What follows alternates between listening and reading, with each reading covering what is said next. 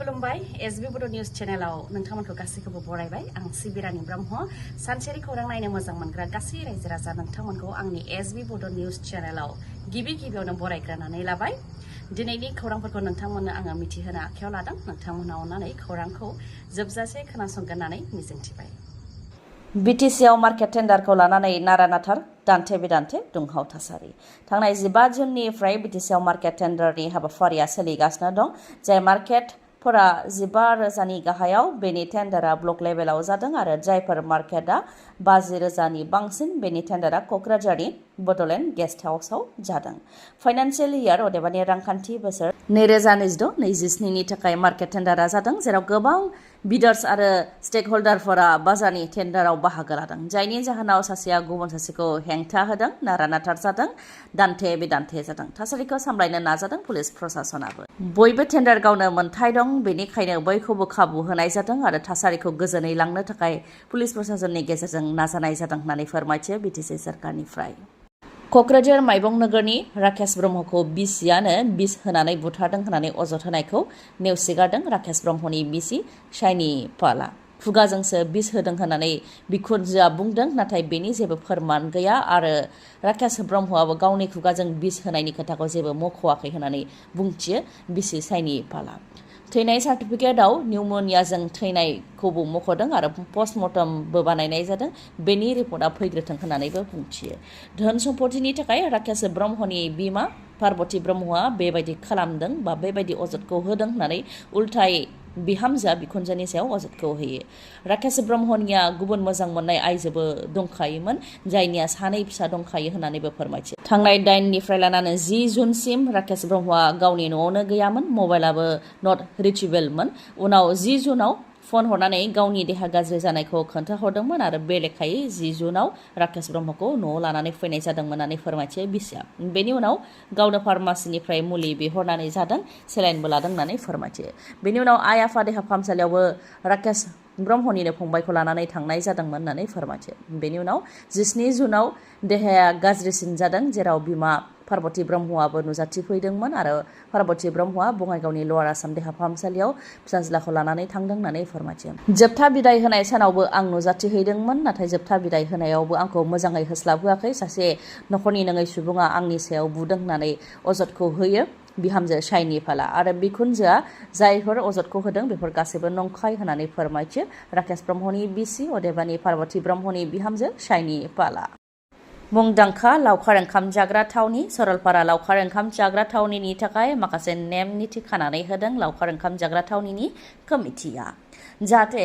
दैनि सायावनो चेयार टेबोल लागायनानै जौ लोंनाय बेदर जानाय बा जासोम लोंसोम खालामा बेनि थाखाय खावलायो बेनि अनगायैबो सोरबाफोर जुदि लावखार ओंखाम जाग्रा थावनियाव फैनानै बाइक साखावफैयोब्ला बेखौ हमगोन आरो हमनानै 2,000 रां जुरिमाना फोनांगोन होननानै फोरमायथियो बेनि अनगायैबो जौ बथल सिफायोब्लाबो बेखौ हमगोन आरो 2,000 रां जुरिमाना फोनांगोन होननानै फोरमायथियो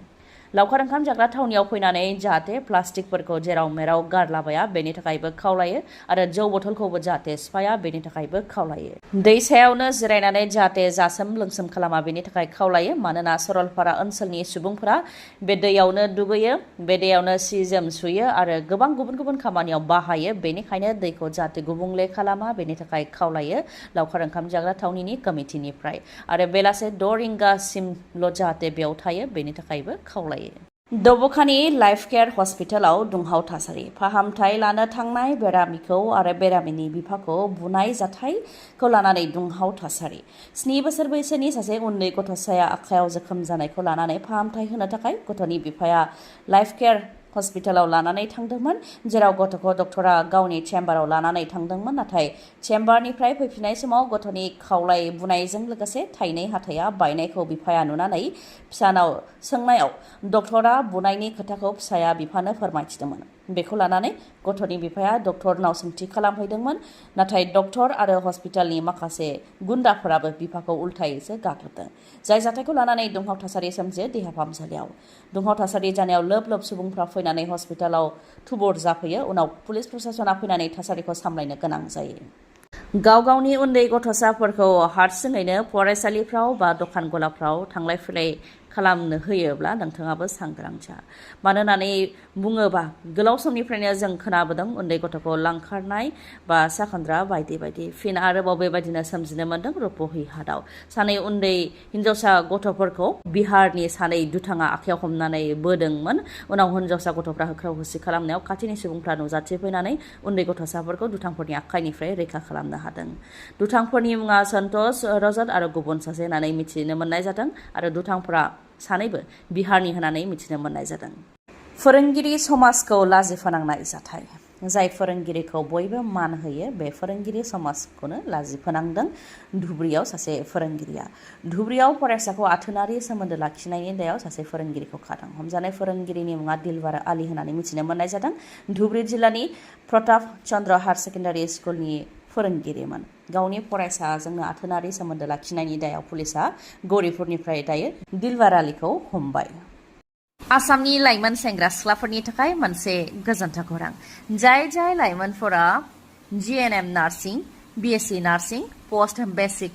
BSc nursing, MSc nursing, BSc in medical laboratory technology, BSc in medical imaging technology, BSc in operation theatre and anaesthesia technology, diploma in pharmacy, bachelor in pharmacy बेफोर कर्सखौ लानो गोसो नोंथांमोनहा कर्नाटकनि बेंगालराव थानाय एथेना ग्रुप अफ इन्स्टिट्यूशन्सआव मुं थिसननो हागोन। कर्नाटकनि बेंगालराव थानाय एथेना ग्रुप अफ इन्स्टिट्यूशनआव मुं थिसननो थाखाय नोंथांमोनहा उदालगुरिनि गलमा डेली मार्केटनि साखाथियाव थानाय नार्सारी कमप्लेक्सआव थानाय रयेल डर्स एडुकेशनेल कनसाल्टेन्सीनिफ्राय खौरांखौ लानो हागोन, जेराव फ्री काउन्सिलिं खालामनाय जायो। लोगोसेनो एडमिशननि गासै डिटेल्सखौबो नोंथांमोनहा मोननो हागोन। एथेना ग्रुप अफ इन्स्टिट्यूशन्सआवनो मावनाय बिथां निसा दैमारिजोंबो नोंथांमोनहा सावरायनो हागोन।